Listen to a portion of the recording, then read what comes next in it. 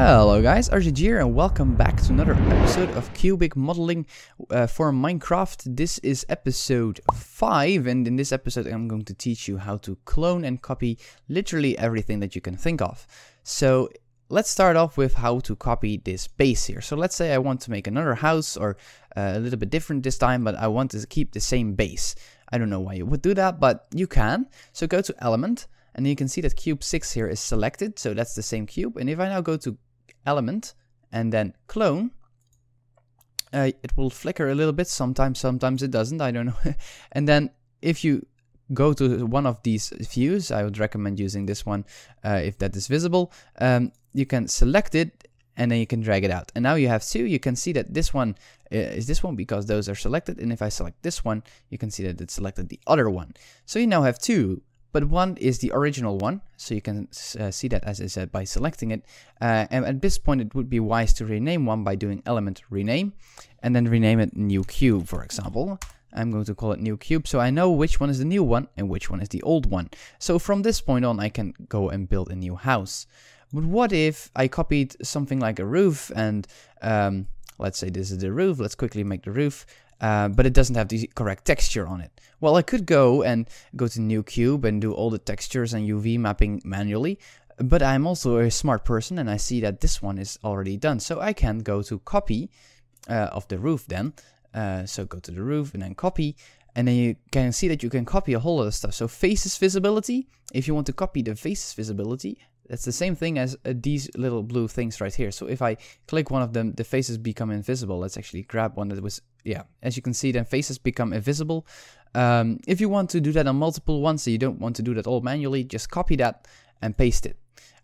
Same thing, and you can copy a lot more stuff. You can copy the texture. So in this case, if I want to make this my roof, I can do that. So copy textures, and then I can go to the new cube, which I named so I know which one it is, and I can paste textures. There you go, and now it pasted all the textures on there. Exactly how this one is. But let's say I added the UV of one of those. So let's quickly do that actually.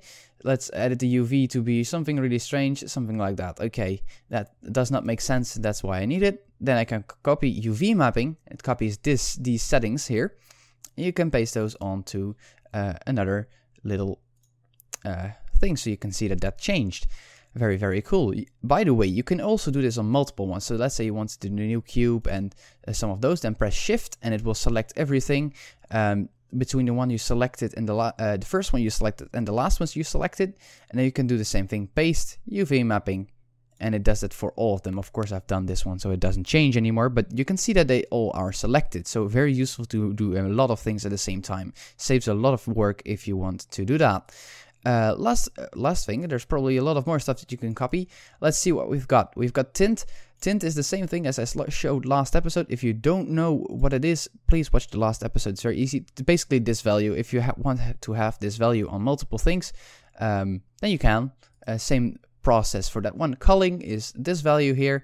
As I said, that makes a vase invisible once there's a block on top or a side of it.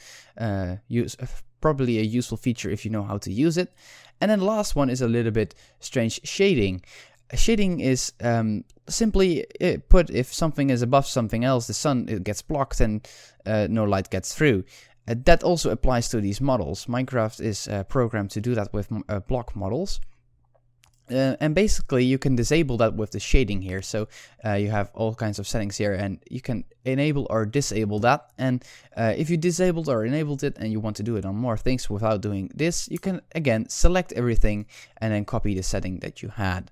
But that's basically all for the copying and pasting. There's a lot of stuff that you can do with the elements here. So yeah, I hope you learned something from this again, and if you did enjoy and did learn something, then please leave a like, subscription, comment if you have some questions. And anyways, I'll see you in the next one, guys. Bye!